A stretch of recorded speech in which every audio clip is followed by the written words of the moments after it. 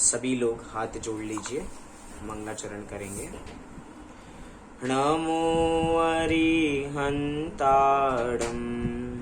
नमो सिद्धाणं, नमो आयरियाणं, नमो उवज्झायाणं, नमो लोये सवसाहुडम्। मंगलम भगवान वीरो, मंगलम गौतमो गणी, मंगलम कुंद कुंदाद्यो, जैन धर्मोस्तु मंगलम। सर्वमंगल मांगल्यम सर्वकल्याणकारकम्, प्रधानं सर्वधर्माणां, जैनं जयतु शासनम्, जैनं जयतु शासनम्। जैन धर्म सदा काल जयवंत बना रहे, ऐसी हमारी मंगल भावना इधर है। जैसे हमने मंगलाचरण के अंदर छंद पढ़ा, मंगलम भगवान वीरो, अर्थात कौन मंगल रहे, अर्थात भगवान महावीर मंगल हैं, वो स्वयं मंगल स्वरूप हैं, और मंगल स्वरूप हैं तो हमारा भी मंगल करने वाले हैं, क्योंकि उन्हीं के माध्यम से हमें ये हित का मार्ग मिला, ये मोक्ष का मार्ग मिला, जिसपे आज हम उस मार्ग पर लग के अपना कल्याण कर सकते हैं। ऐसा हम वहां पर समझ सकते हैं। आज एक बहुत 10 धर्मों का दिन है, क्योंकि 10 लक्षण पर्व भी चल रहे हैं। उन्हीं 10 लक्षण पर्वों के अंतर्गत एक 9वां दिन, उस 9वें दिन की चर्चा हम थोड़ी सी करें, अर्थात उत्तम आकिंचन की चर्चा करें। थोड़ी सी चर्चा करके हम अपनी कथा पर वापसी आएंगे। क्या होता है उत्तम आकिंचन धर्म। जैसे कि हमने उत्तम शब्द का अर्थ देखा कि उत्तम माने क्या, उत्तम माने क्या, उत्तम माने सम्यक दर्शन, सम्यक ज्ञान का सूचक, अर्थात सम्यक ज्ञान पूर्वक जो आकिंचन धर्म अर्थात चारित्र गुण की अवस्था अंतरंग में प्रकट होती है, वास्तव में वो ही उत्तम आकिंचन धर्म होता है।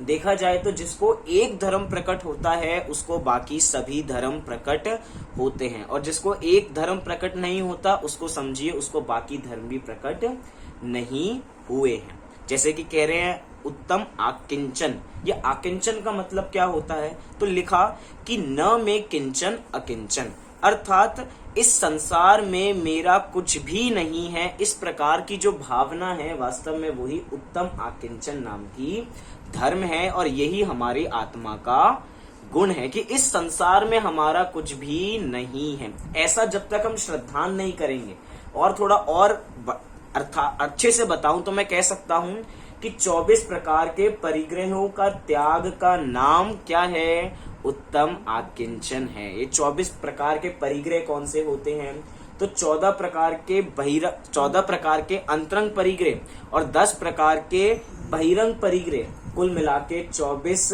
परिग्रहों का जब तक हम त्याग नहीं करते। और आपको पता सबसे पहला परिग्रह का नाम क्या है, सबसे पहले परिग्रह का नाम है मिथ्यात्व। मतलब अब तक हम जिसको क्या समझते थे, जिसको परिग्रह समझते थे, वो तो परिग्रह है ही है, लेकिन जिससे हमें आज तक अनजान रहे, वो जो हमारी उल्टी मान्यता है, जो हमारा मिथ्यात्व है, जो हमें संसार में रोकता है, वास्तव में वो सबसे बड़ा परिग्रह है। और ये ऐसा परिग्रह है, इसके अंदर हम परिमाण नहीं कर सकते। कैसा परिमाण नहीं कर सकते कि भैया चलो एक काम करते हैं, 50% मिथ्यात्व तो मैं छोड़ देता हूं, लेकिन 50% अपने पास रखूंगा, या नहीं, एक काम करते हैं 75% छोड़ देता हूं और 25% रख लेता हूं।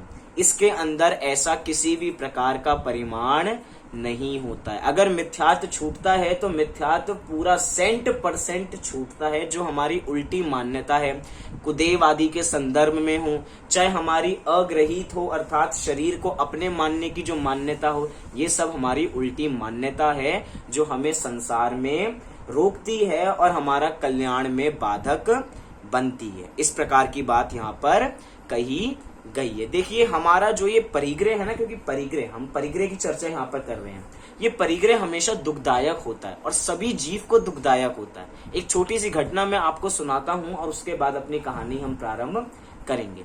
एक बार एक भोला भाला एक मनुष्य मुनिराज के पास जाता है। हे मुनिराज, आप मुझे कोई आशीर्वाद दो। क्या बोलता है?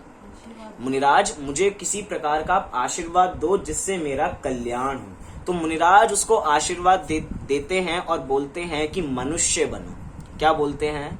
मनुष्य बनो। अब सामने वो व्यक्ति अंतरंग में सोचता है कि मैं तो मनुष्य हूँ, मुझे मनुष्य बनने की क्या आवश्यकता है? महाराज कोई और दूसरा उपदेश दो, कोई दूसरा आशीर्वाद दो, मैं तो पहले से ही मनुष्य हूँ।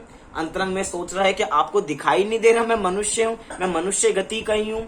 सामने से मुनिराज समझाते हैं कि तू अभी मनुष्य नहीं है। क्यों? क्योंकि तेरा परिणाम कैसा है, तू तो चींटी से भी बदतर है। अर्थात चींटी जो होती है वो तो इकट्ठा करती है, और कितना इकट्ठा करती है? जितना उसको आवश्यक होता है। लेकिन ये मनुष्य ऐसा है जो अपनी आवश्यकताओं से भी अधिक इकट्ठा करता है और इकट्ठे करने में ही अपनी पूरी जिंदगी लगा देता है। आप सोच के देखिए, विचार के देखिए, इस कंडीशन में हम सब पैसे के पीछे भाग रहे हैं। किसके पीछे भाग रहे हैं? हर समय पैसा पैसा पैसा, किसी तरह हमारे पास पैसा आना चाहिए। आज लोग जितने बीमार हैं, सबके पास पैसे बहुत हैं। सब चाहें तो किसी ना किसी तरह ब्लैक मार्केटिंग से भी चीजें अपने पास मंगवा सकते हैं, लेकिन आज इलाज नहीं है। मतलब अभी तक हम जिसके पीछे भाग रहे थे, पैसे के पीछे, अंत समय में वो पैसा भी काम नहीं आता। तो हम ऐसे किस पैसे के पीछे भाग रहे हैं? इसलिए कह रहे हैं भैया, पैसा तो देखा जाए 10 प्रकार के परिग्रहों के अंदर नहीं है, लेकिन आज परिग्रह पैसे से ही सब चीजें होती हैं। तो आज इतना बड़ा परिग्रह तो पैसा हो गया है। और देखा जाए तो क्या है? एकमात्र कागज का टुकड़ा ही है। ऐसे ही एक चीज हम घटना एक और देख सकते हैं, उससे अपनी बात देख सकते हैं कि एक बार एक बहुत पंडित व्यक्ति, ये विद्वान व्यक्ति एक बार एक दूसरे नगर में गया, और दूसरे नगर का जो राजा था वो बहुत लोभी प्रकृति का था। उसको हमेशा इकट्ठा करने की भावना होती थी कि मैं आज ये इकट्ठा करूंगा, मैं वो इकट्ठा करूंगा। अपनी जनता से पैसे लेकर अपने राजकोष में इकट्ठा करता जाता था। एक तरीके से राजा ही उस प्रजा का भक्षक था और इकट्ठा करता रहता था। तो एक बार वो जो विद्वान व्यक्ति थे वो उनके पास गए और बोले कि क्या आप मेरी एक चीज संभाल के रखेंगे? राजा साहब ने कहा कि तुम्हारे पास जो हो तुम भी बताओ, मैं उसको अपने पास गिरवी रखूंगा, तुम्हें जब चाहिए हो तब ले जाना। तो सामने से वो विद्वान कहते हैं कि मेरे बहुत कीमती पत्थर हैं, मेरे पास 100 पत्थर हैं, उन पत्थरों को आप संभाल के रख सकते हो क्या? महाराजा ने कहा कि हाँ, मैं उन 100 पत्थरों को संभाल के रख लूंगा, लेकिन ये बताओ कि उन 100 पत्थरों को तुम मेरे से कब लेके जाओगे? ये तो बताओ कब लेके जाओगे? तो व्यक्ति कहता है सामने से, महाराज उन पत्थरों को मैं लेने आऊं उससे पहले तो मेरी मृत्यु हो जाएगी। एक काम करिए कि जब मैं दूसरे भव में जाऊंगा तब आप वहां पर मुझे वो 100 पत्थर देने आ जाना। जब आपकी भी मृत्यु होगी तब मुझे वो 100 पत्थर देने आ जाना। महाराज बार बार ये सोचते हैं कि भैया मैं वो 100 पत्थर कैसे लेके जाऊंगा, इस भव से दूसरा भव तो कुछ जाता नहीं है। सामने से वो विद्वान उसको यही बात समझाते हैं, जब इस भव से दूसरे भव कुछ हम लेके नहीं जा सकते तो आप इतना इकट्ठा क्यों करते हो? क्योंकि भोगने की सामर्थ हमें इस काल में इतनी नहीं है, लेकिन जीव की इच्छा कितनी है कि अपने पास इतना हो कि पूछो नहीं, अपार धन हो। लेकिन यहाँ पे कह रहे हैं कि भैया वो मुनिराज ऐसे होते हैं, वो 24 परिग्रहों को त्याग कर अपने स्वरूप में चले जाते हैं और हम उनके विरुद्ध कार्य करते हैं। हम उन्हीं 24 प्रकार के परिग्रहों के पीछे पड़े हैं। इसलिए भैया जब तक हम उनकी आज्ञा को नहीं मानेंगे तो समझिए हम उनके सबसे बड़े विरोधी ही हैं। इसीलिए भैया हम 24 प्रकार के परिग्रहों का त्याग करें, अपनी भगवान आत्मा को समझें और अपना कल्याण करें। इसी मंगल भावना से हमने अभी उत्तम आकिंचन धर्म की चर्चा यहाँ पर पूर्ण की। चलिए अब हम एक प्रासंगिक कथा आज यहाँ पर प्रारंभ करने जा रहे हैं। एक ऐसी कथा प्रारंभ करने जा रहे हैं जो पशु से परमात्मा बन गए। कौन पशु से परमात्मा बन गए? कि कौन एक तरीके से कांच के टुकड़े से हीरे बन गए? कौन है वो? वो है हमारे भगवान महावीर। क्यों? क्योंकि आज किसका दिन है? आज महावीर जयंती है, अर्थात महावीर भगवान का आज जन्म दिवस है। देखिए, जन्म दिवस तो हम सबका भी आता है, लेकिन ऐसा क्या होता है कि हमारे जन्मदिन को तो लोग भूल जाते हैं, कुछ सालों बाद भूल जाएंगे, लेकिन ये ऐसे तीर्थंकर हैं, ये ऐसे महान पुरुष हैं कि आज 2620 वर्ष बीत जाने के बावजूद भी आज उनके जन्मदिन को याद किया जाता है। ऐसा क्यों होता है? क्यों? क्योंकि महान पुरुष कुछ अलग कार्य करके जाते हैं। महान पुरुष कुछ ऐसा कार्य करके जाते हैं जो पूरी दुनिया उनको याद रखती है।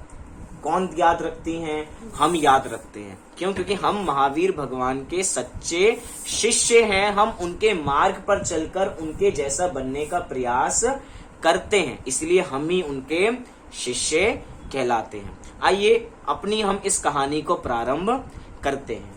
ये हमारी कहानी जो होने वाली है वो महावीर भगवान के पूर्व भव संबंधित होने वाली है।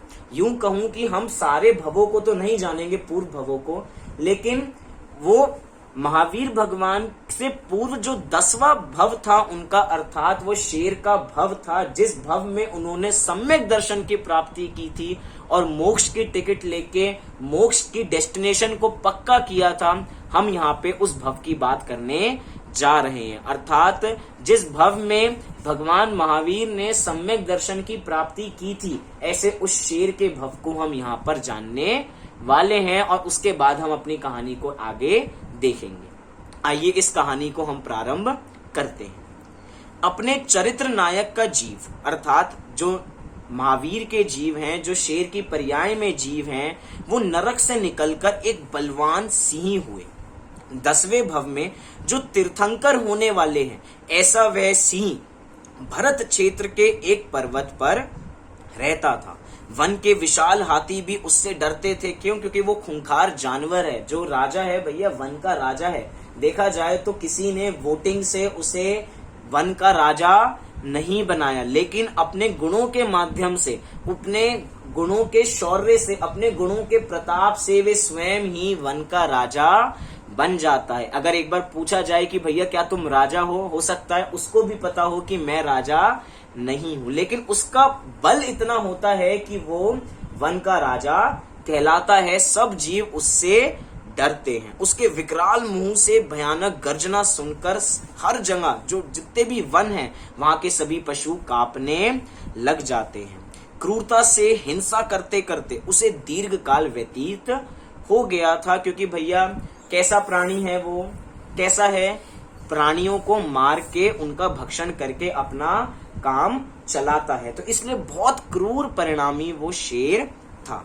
एक बार अमित चक्रवर्ती और अमित प्रभ नाम के 2 मुनिवर आकाश मार्ग से जाते हुए वहां सिंह को प्रतिबोध देने हेतु उतरे। वो उनको उपदेश देने क्यों उतरे? क्योंकि जिस समय वो शेर इधर उधर घूम रहा था तो उस समय उसको एक हिरण दिखा, अर्थात अपना शिकार दिखा। उस शेर ने उस हिरण को खाना प्रारंभ कर ही दिया था कि इतने में 2 चारण रिद्धिधारी मुनिराज आकाश मार्ग से ऊपर जा रहे थे, विहार कर रहे थे। इतने में ही देखा कि भैया ये जो नीचे शेर है ये तो 10 भव बाद भगवान महावीर होने वाला है, अर्थात 24वें तीर्थंकर होने वाले हैं, इनका तो अब कल्याण होने वाला है। ऐसा समझकर वो दोनों मुनिराज आकाश मार्ग से नीचे उतरे और उन दोनों को उपदेश देना प्रारंभ कर दिया। किन्होंने? अमित गति मुनिराज और अमित प्रभ नाम के 2 मुनिराज ने। अचानक ऐसे शांत मुनिवरों को अपने समक्ष खड़ा देखकर सिंह को विस्मय हुआ। एक ओर मरा हुआ हिरण पड़ा है और सामने चेतनवंत मुनिवर खड़े हुए हैं। शेर को भी अंतरंग में उसके शांत परिणाम होने लग गए। जो अभी हिंसा के परिणाम कर रहा था वो अंतरंग में सोचा जा रहा है, विचार किया जा रहा है कि मेरे परिणाम इतने शांत क्यों हो रहे हैं, मेरे परिणाम इतने शांत क्यों हो रहे हैं। भैया सामने नग्न दिगंबर वीतरागी मुनिराज खड़े हैं, उसके सामने किसी का भी क्रोध नहीं टिकता। उनकी सौम्य मुद्रा ही कुछ इस प्रकार की होती है कि क्रोधी से क्रोधी व्यक्ति भी उनके सामने शांत हो जाता है। सिंह ने दोनों ओर देखा। एक ओर महाहिंसा हो रही है तो दूसरी ओर परम शांति हो रही है। यूं कहूं, इनको 7 तत्वों के रूप में कहूं तो एक तरफ आश्रम बंद हो रहा है तो दूसरी तरफ संवर निर्जरा हो रही है और वो मोक्ष की तैयारी कर रहे हैं। लेकिन आकाश मार्ग से उन्होंने ये जाना कि ये जो शेर की पर्याय में जो जीव है उसकी भवितव्यता आ गई है, अब उसकी काल पक गया है, काल लब्धि आ गई है, अब इसकी स्वरूप जागृत होने की अवस्था आ गई है, चलो भैया इसे उपदेश देना प्रारंभ करते हैं। और उन्होंने उनको उपदेश देना प्रारंभ कर दिया। देखिए, जब अपनी काल लब्धि, अपनी भवितव्यता पक जाती है तो निमित्त तो आकाश से भी नीचे उतरकर आ जाते हैं, हमें निमित्तों के पीछे भागना नहीं पड़ता। आज हम लोग बहाने बनाते हैं कि भैया इस काल में समो शरण नहीं है, इस काल में भगवान की दिव्य ध्वनि साक्षात हमें सुनने को नहीं मिलती,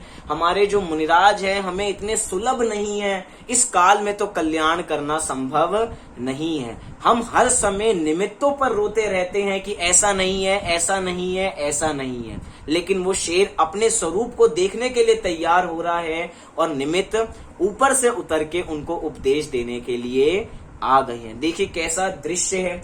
यहाँ पर मैं एक बोलने वाला हूं तो सुनने वाले कम से कम 10-15 लोग हैं, और वहां पर क्या है, वहां पर एक सुनने वाला है और 2 सुनाने वाले हैं। मतलब कि भैया जब काल लब्धि पकती है, जब वो होनहार आती है, जब वैसा पुरुषार्थ जागृत होता है तो अनेक निमित्त उस कार्य में अनुकूल होने का उन पे आरोप आ जाता है और वो कार्य होने लग जाता है। विरुद्ध दृश्य एवं विरुद्ध भाव देखकर वह क्षण भर तो विचार में पड़ गया।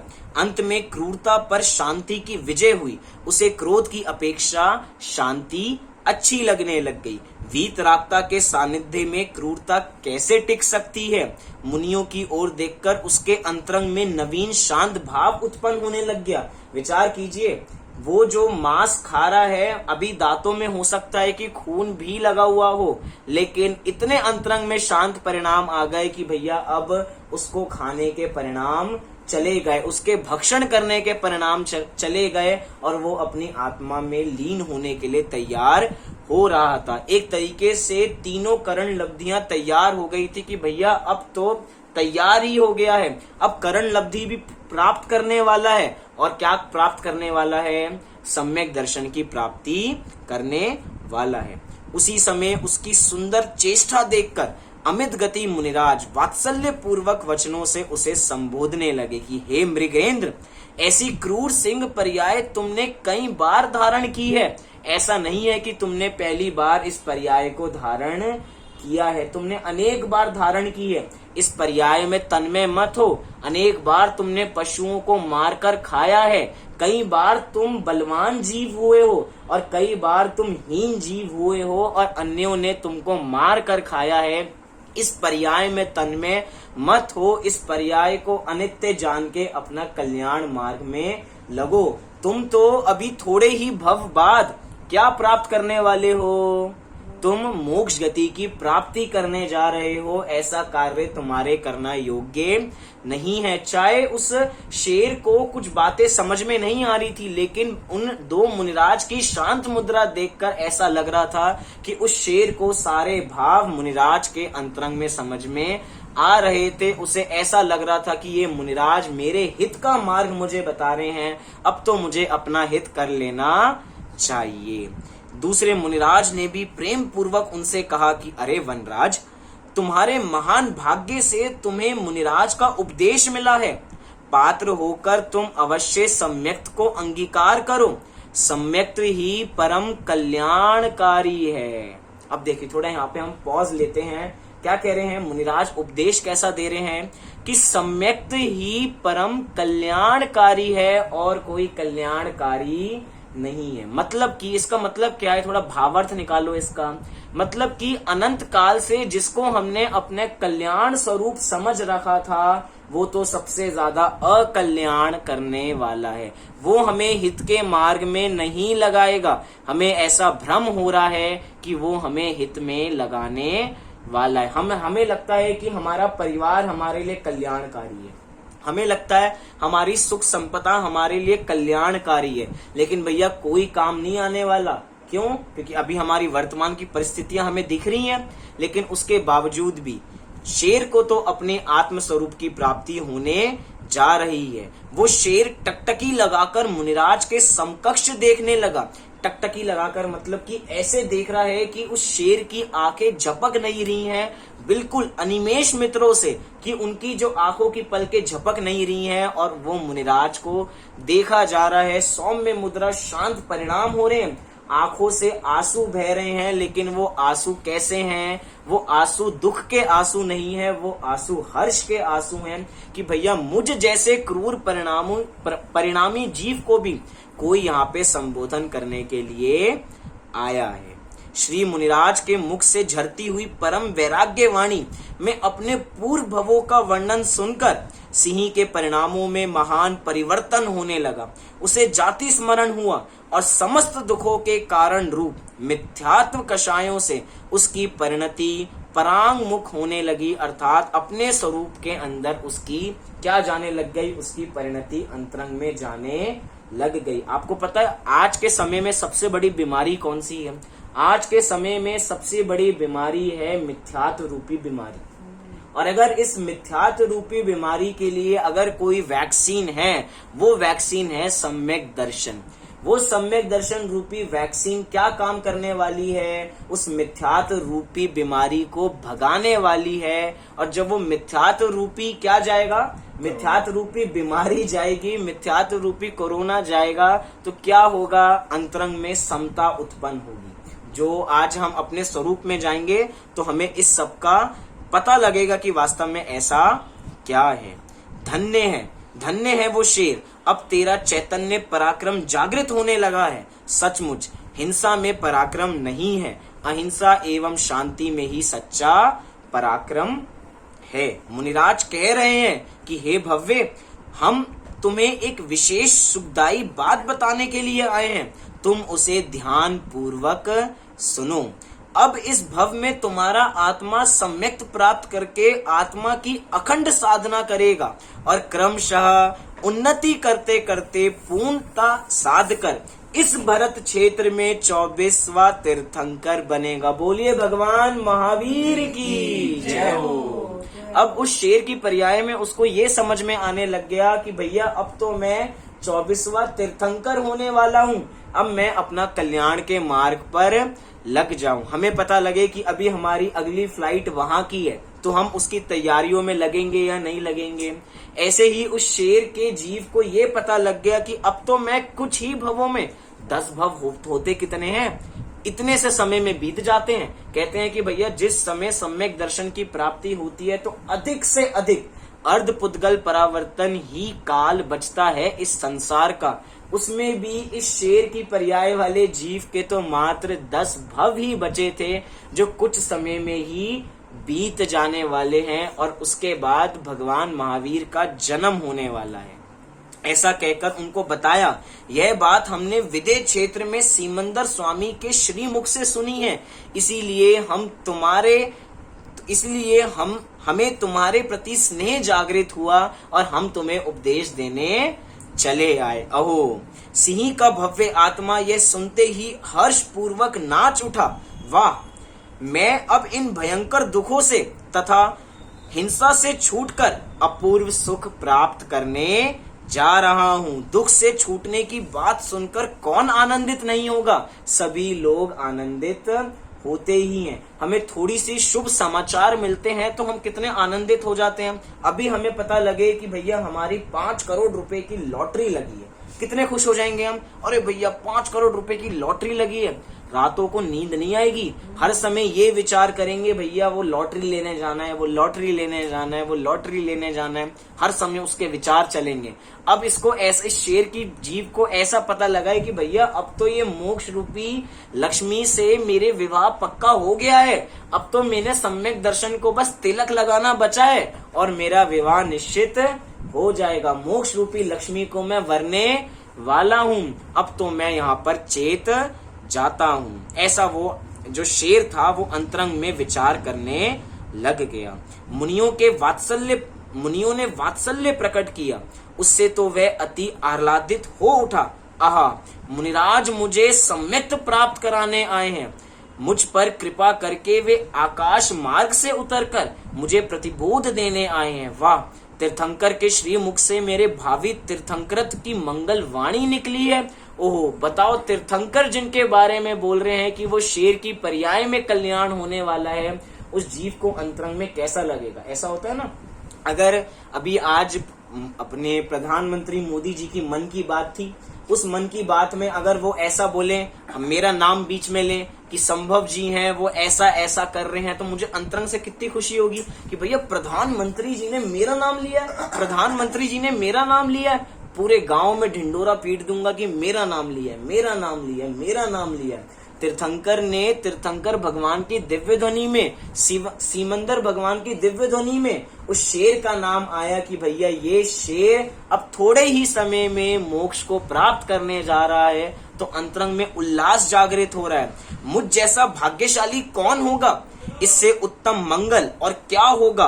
बस सिंह तो सब भूल गया और अंतर में चैतन्य की महिमा में इस प्रकार निमग्न होने लगा कि मानो वर्तमान में ही तीर्थंकर बन गया हो। ऐसा वो अंतरंग में विचार करने लग गया। उसकी परिणति में कषाय से भिन्न शांति की तरंगे उठने लग गईं। क्यों भैया, जो तीव्र कषाई जीव शेर, वो भी कैसा हो गया, मंद परिणामी हो गया, उसकी कषाएं भी शांत हो गईं।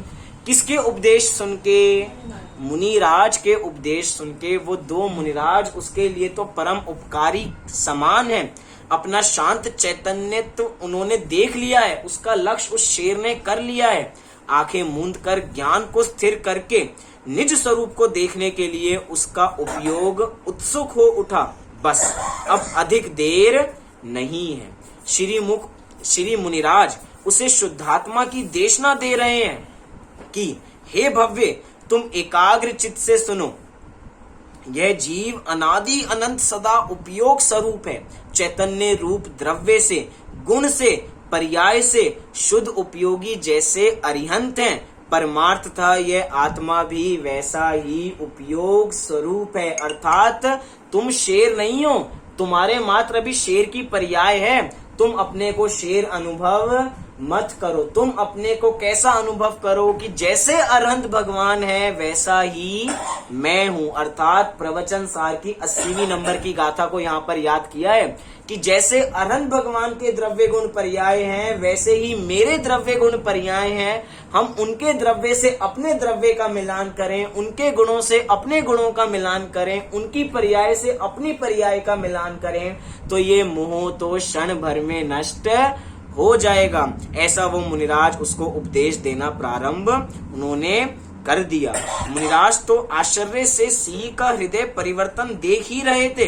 इतने में ही क्या होता है कि सिंह की परिणति ने चैतन्य रस की प्रबलता से कोई ऐसी छलांग लगाई कि कषायों से पार होकर चैतन्य के अतीन्द्रिय भाव में वो जा पहुंचा और शांत रस के समुद्र में निमग्न हो गया और उसको सम्यक दर्शन रूपी रत्न हाथ में लग गया है। उसको वो रत्न की प्राप्ति हो गई है, उसको सम्यक दर्शन की प्राप्ति हो गई है, उसको चिंतामणि रत्न मिल गया है, जिसको पाके वो अंतरंग में आह्लादित है। वो अंतरंग में सोचिए, जिस समय उसको सम्यक दर्शन हुआ है, वो शेर की पर्याय में भी शुद्धोपयोग में जाके अपनी आत्मा का रसा स्वादन करने लगा। उसको पता है कि भैया मैं भी भगवान आत्मा हूँ। चाहे उसे मुनिराज की बात कुछ समझ में आई हो या नहीं आई हो, लेकिन मुनिराज की भाव मुद्रा देख के वो भाव विभोर हो उठा और उसे अंतरंग का शांत रस मिल गया।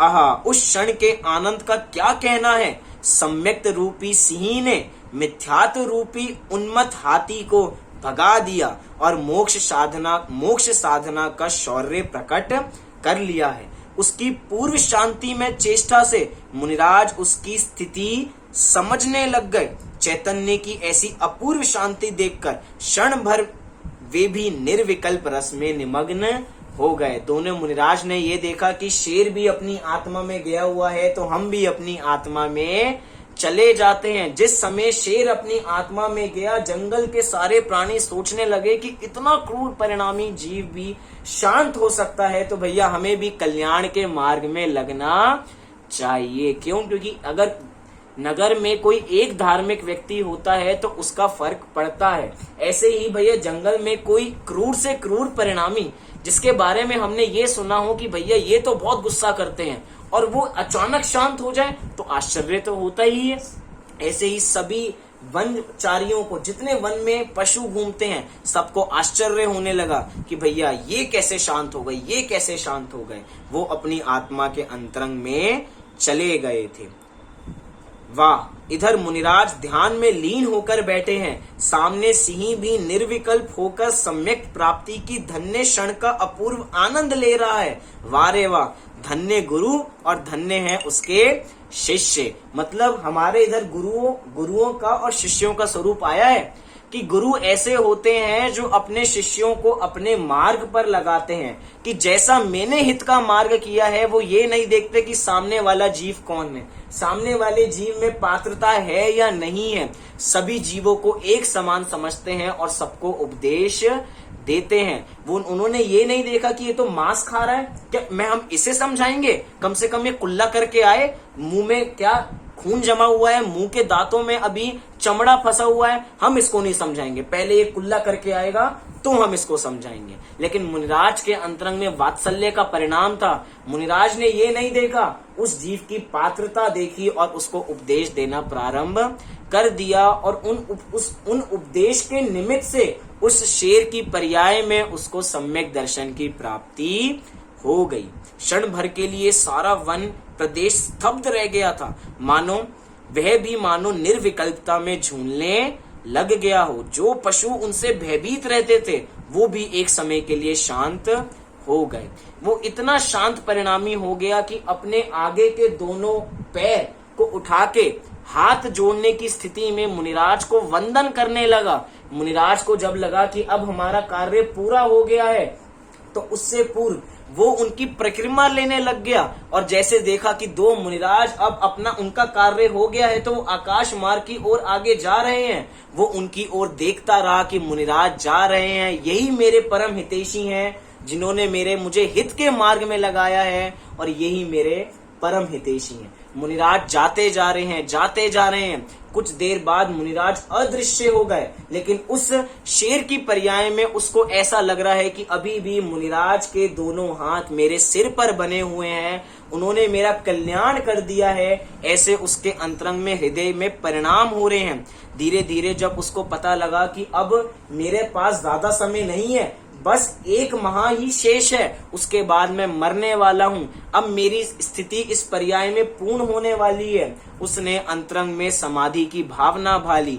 वो एक ही स्थान पे बैठ गया, उसने आहार जल का सब त्याग कर दिया और अपने उपवास में और अपनी आत्मा के ध्यान में वो कौन लग गया? वो शेर अपनी आत्मा के ध्यान में लग गया। वो इतना शांत हो गया था कि चालाक लोमड़ियां जो कौवे हैं वो उसकी खाल को छीन छीन के खाने लग गए। क्यों? क्योंकि ऐसा लग रहा था कि अब तो ये मर गया है, लेकिन वो समाधि में था।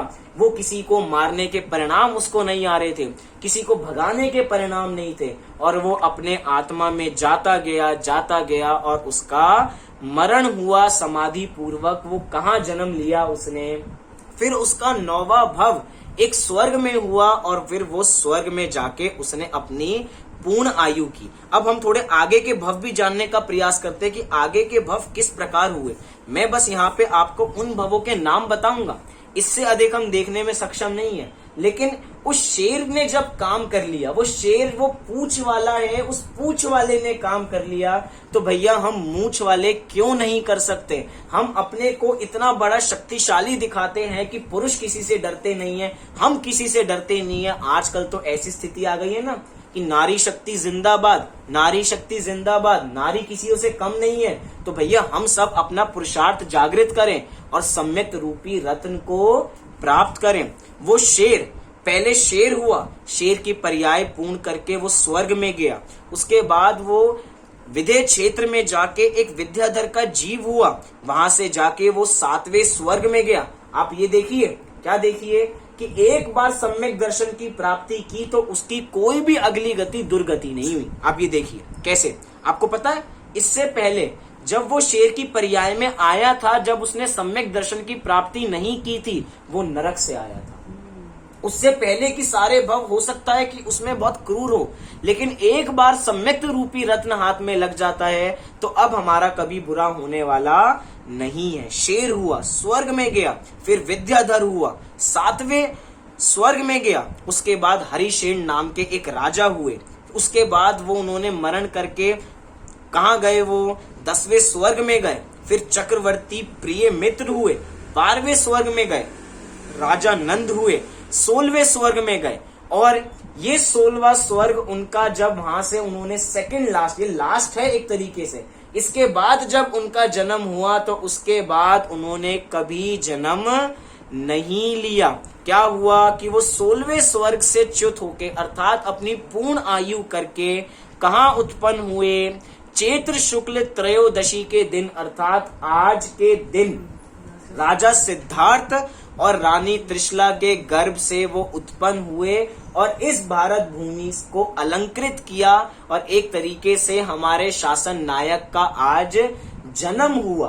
और वास्तव में उन्होंने इस भारत भूमि पे आके ना केवल अपना हित किया अपितु अन्य जीवों को भी हित के मार्ग पर लगाया। अब वो पूरे दृश्य हमें याद करने चाहिए कि जब तीर्थंकर का जन्म होता है, जब तीर्थंकर का जन्म होता है तो 15 माह पूर्व, क्यों, क्योंकि अपना देखें तो 6 महीने पूर्व और गर्भ के 9 महीने, तो कुल मिला के 15 माह तक रत्न बरसते हैं। सबको पता लग गया कि भैया ऐसा कोई पुण्यशाली जीव यहाँ उत्पन्न होने वाला है, और पता लगा कि राजा सिद्धार्थ और रानी त्रिशला के घर में कौन जन्मे हैं, बालक वर्धमान जन्मे हैं, जो हर समय वृद्धिगत थे और अपनी आत्मा की भी निरंतर वृद्धि करते जा रहे थे। बाद में ऐसी ऐसी कार्य हुए कि उनके अनेक अनेक नाम पड़े, जैसे वीर, महावीर, अतिवीर, सन्मति, और हम महावीर के नाम से तो उनको जानते हैं, ये वर्धमान इत्यादि उनके नाम रखे गए। देखा जाए तो भगवान महावीर ने तो अपना कल्याण किया, चाहे उन्होंने शेर की पर्याय में सम्यक दर्शन की प्राप्ति की हो, लेकिन हम इस समय उस पर्याय को याद ना करें, हम उस पर्याय को ना देखें कि उन्होंने शेर की पर्याय में किया था। भैया हमें जो पर्याय अभी मिली हुई है हम उस पर्याय में ही पुरुषार्थ करें। क्यों? क्योंकि सम्यक दर्शन रूपी रत्न ऐसा है जो चारों गतियों में सुलभ है। देव सम्यक दर्शन प्राप्त करना चाहे तो देव करें, त्रियंच करना चाहे तो त्रियंच करें, नारकी जीव करना चाहे तो नारकी जीव करें, और मनुष्य करना चाहे तो मनुष्य करें। बल्कि एक एक्स्ट्रा बेनिफिट है मनुष्यों के पास कि वो संयम को भी अंगीकार कर सकते हैं। बाकी सब लोग तरसते हैं उस चीज के लिए, जो चीज हमारे पास सुलभ है हम उसकी कदर करते नहीं है और हमारा कल्याण नहीं हो पाता। भैया हम भी अपना कल्याण करें और इसी मार्ग पे लगें। जैसे जैसे उनका जीवन आगे बढ़ता जा रहा था, थोड़ा सा बताऊं तो क्या हुआ, 30 वर्ष की आयु में क्या किया उन्होंने, राज्य पाठ आदि इत्यादि सबको त्याग दिया, और जब अपने स्वरूप साधना में लगे तो 72 वर्ष की आयु तक क्या लगता रहा, 72 वर्ष तक की उनकी पूरी आयु थी और पूरा समो शरण लगा रहा और उनकी दिव्य ध्वनि खिरती रही।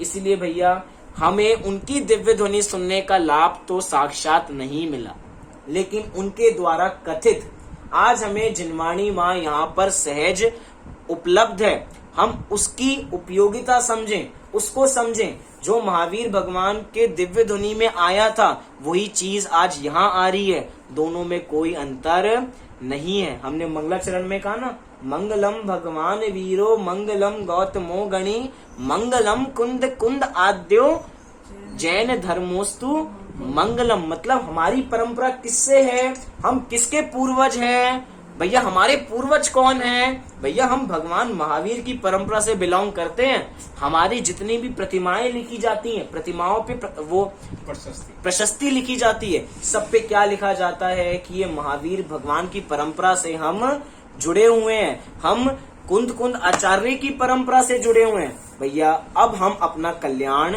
अवश्य करें। आपको पता है ये घटना इस दिन अर्थात चैत्र शुक्ल त्रयोदशी के दिन मात्र एक घटना नहीं घटी थी। क्या कहा? इस दिन मात्र एक घटना नहीं घटी थी, इस दिन एक और घटना घटी थी। कौन सी घटना घटी थी? हमारे एक संत जो श्वेतांबर मत के थे, उन्होंने इस दिगंबरत मत को सच्चा समझा, सही समझा और उन्होंने इसको अंगीकार किया। अर्थात वो पूज्य गुरुदेव श्री कांजी स्वामी जी, जिन्होंने इसी दिन स्टार ऑफ इंडिया में अर्थात गुजरात में अपने सोनगढ़ के नजदीक जो स्टार ऑफ इंडिया बना हुआ है, वहां पे पार्श्वनाथ भगवान की चित्र के सामने अपनी मुंह पट्टी को उतारा और उस दिन उन्होंने दिगंबरत्व को स्वीकार किया। एक तरीके से उनका भी इसी दिन क्या हुआ है? उपकार दिवस हुआ है, उनका इसी दिन अवतरण हुआ है। उन्होंने दिगंबरत्व को अंगीकार किया और उन्होंने अपने जन्म को सफल किया।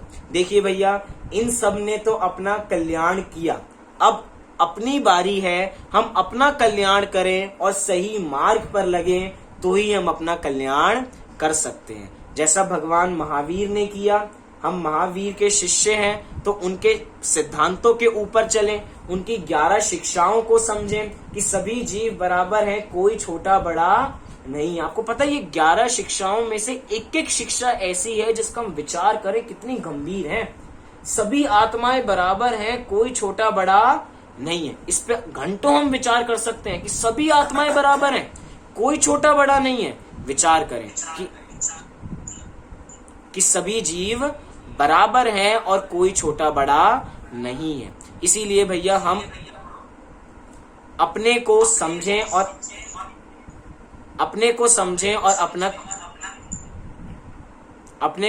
और अपना कल्याण करें। इसी मंगल भावना से हम अपनी बात को पूरी करते हैं और मोक्ष रूपी लक्ष्मी को हम प्राप्त करें। इसी मंगल भावना से अभी की बात को पूरी करते हैं। सभी लोग 9 बार नमोकार मंत्र का पाठ करेंगे।